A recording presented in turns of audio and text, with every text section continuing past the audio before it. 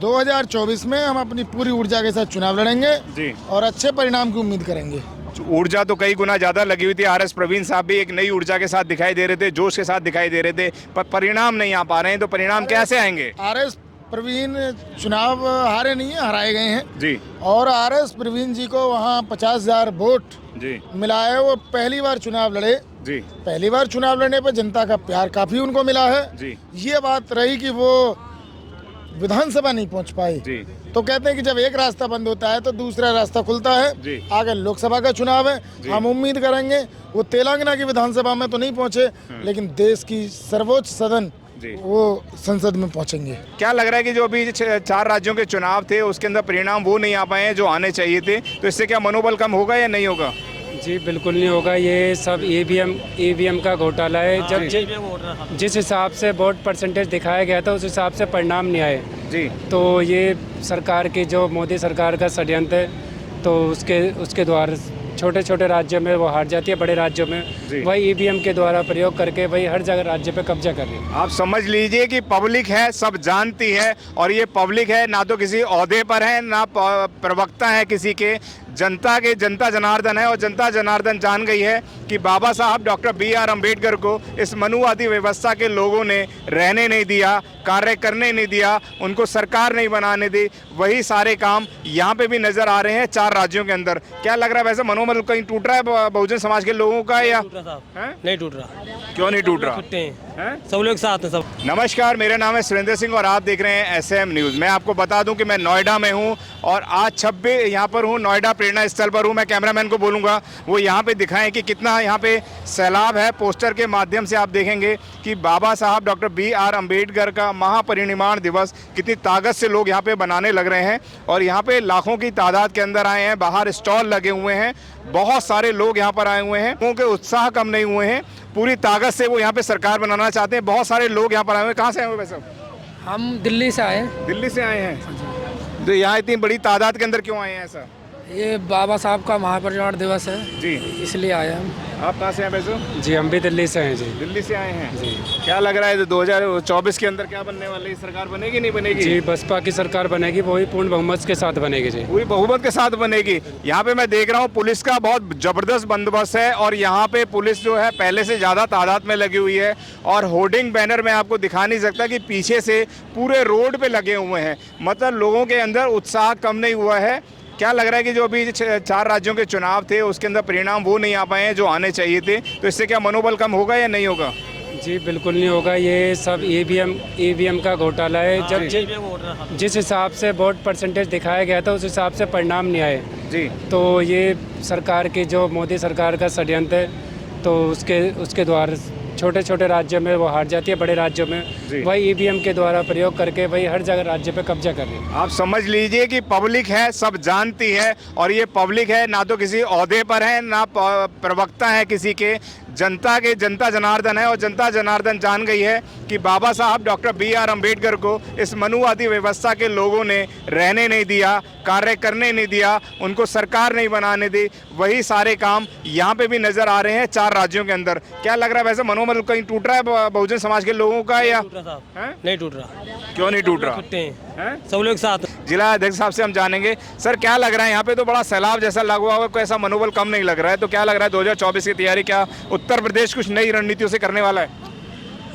आप जानते हैं कि बहन जी की रणनीति बिल्कुल डिफरेंट होती है जी, और बहन जी ने नए तरीके से जो बाबा साहब का परिनिर्वाण दिवस है उसे बनाने का संकल्प लिया है जी, और एक नए तरीके से नई उमंगों के साथ सभी लोग उनके इस कार्यक्रम में सभी उपस्थित हो रहे हैं जी। और बहन जी की नई रणनीति है कि समाज के लोग सभी उनको पुष्पांजलि करें और सब लोग समाज को इकट्ठा करके एक ऐसा मैसेज देने का काम करें। इसमें 6 मंडलों के लोग यहाँ पर बुलाए गए हैं जी, और 6 मंडलों के यहाँ पर बड़े बड़े पदाधिकारी और कार्यकर्तागण और बाबा साहब के जितने भी अनुयायी हैं वो बाबा साहब को श्रद्धा सुमन अर्पित करने के लिए यहाँ पर पहुँचे हुए हैं। मैं कैमरामैन को बोलूँगा एक बार दोबारा से दिखाएं।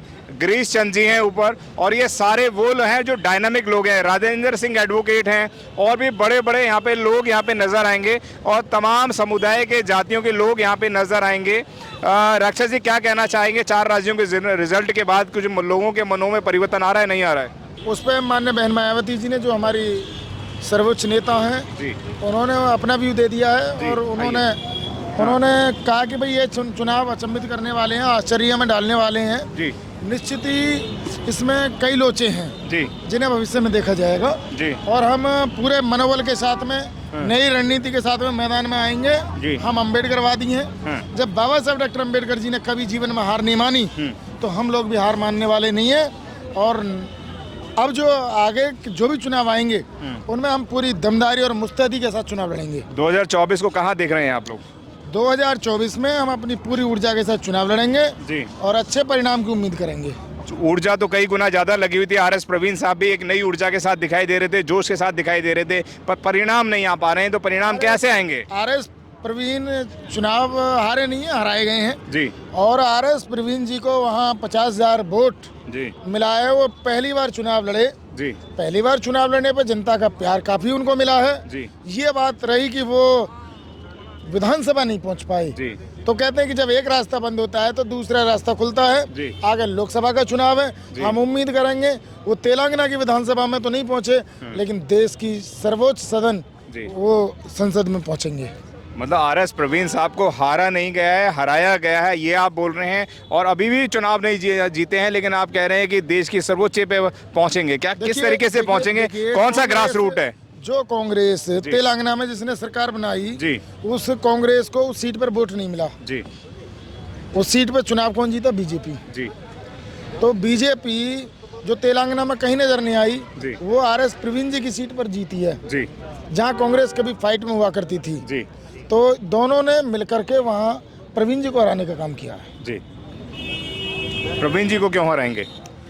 प्रवीण जी को हराने से तात्पर्य ये है जी कि बी टीम और ए टीम, जी आरएसएस का एक बच्चा, आरएसएस का दूसरा बच्चा, आरएसएस का तीसरा बच्चा, जी तीनों लोग आपस में किसी को भी पावर चली जाए, किसी को सीट चली जी। जाए, उन्हें एक दूसरे से कोई आपत्ति नहीं है। जी पर जब बाबा साहब का कोई बच्चा, बहुजन मूवमेंट का कोई प्रहरी जब आगे बढ़ता है तो इन सबको डर लगने लग जाता है। इस डर के कारण ये तीनों एक हुए। इस कारण मान्यवर प्रवीण साहब लेकिन को बाकी के राज्यों में क्या कहना चाहेंगे? लेकिन उससे पहले मैं यहाँ पे अपने सहयोगी को बोलूँगा कि पहले एक बार यहाँ का नज़ारा दिखा दें। आप देखेंगे कि दलित प्रेरणा केंद्र इतना बड़ा केंद्र है, उसके बावजूद भी आपको दलित प्रेरणा केंद्र साफ साफ यहाँ पे नज़र नहीं आएगा। उसका कारण है कि बाबा साहब के मानने वाले लोगों ने यहाँ पे इसको पूरा नीला नीला कर दिया है। आप देखेंगे कि जहाँ तक दूर दूर तक नज़र जाएगी आपको नीला ही नीला नज़र आने वाला है। क्योंकि उसका कारण है अभी जबकि कोई टिकट वितरण नहीं हुआ है। सतवीर नागर हैं जो पुराने उम्मीदवार रहे हैं और इधर मैं दिखाऊंगा मनवीर भाटी जी भी आपको नजर आएंगे और तमाम यहाँ पे जगह नहीं मिली है यहाँ पे लगाने की। और तमाम साथियों मैं आपको दिखाऊंगा कि यहाँ पे सबके अपने अपने होर्डिंग लगे हुए। मतलब ये उम्मीदवार हैं कि हम बसपा के समर्थक हैं, हम बसपा के साथ में हैं। बसपा किसी भी कंडीशन पे रहे, कहीं भी रहे, लेकिन हम बाबा साहब को मानने वाले लोग हैं, हम बसपा को छोड़ने वाले नहीं हैं। क्या लगता है कि नया जोश यहाँ पे देखने में नज़र आएगा? कुछ बड़ा परिवर्तन होने वाला है? कहते हैं जीत से पहले एक बार हार भी ज़रूरी है, तभी कई गुना ज़्यादा जीत पाते हैं। तो क्या लगता है कि इस बार रिजल्ट कुछ बदलने वाले हैं, परिणाम कुछ बदल के आएंगे? रस्सी आवत जात पर सिल पर परत निशान जी और करत करत अभ्यास के जड़मती होत सुजान। जी करत करत अभ्यास के जड़मती होत सुजान, रस्सी आवत जात पर सिल पर परत निशान। जी अभ्यास से बड़ी कोई शक्ति नहीं है। जी हम लोग अभ्यास करते रहेंगे, समाज को जगाते रहेंगे, उनके बीच में जाते रहेंगे और निश्चित तौर पर बहुजन समाज पार्टी के नेता का अपना एक औरा है, एक ओहदा है और एक सम्मान है। जी हमारे पास में कुछ नहीं है जी बहन जी के सम्मान के अलावा, बहन जी के नेतृत्व के अलावा। अगर आपने अभी तक हमारा चैनल सब्सक्राइब नहीं किया है तो सब्सक्राइब करें और घंटी का बटन बिल्कुल भी दबाना ना भूलें ताकि सभी लेटेस्ट खबरें पहुंच सकें आप पे सबसे पहले।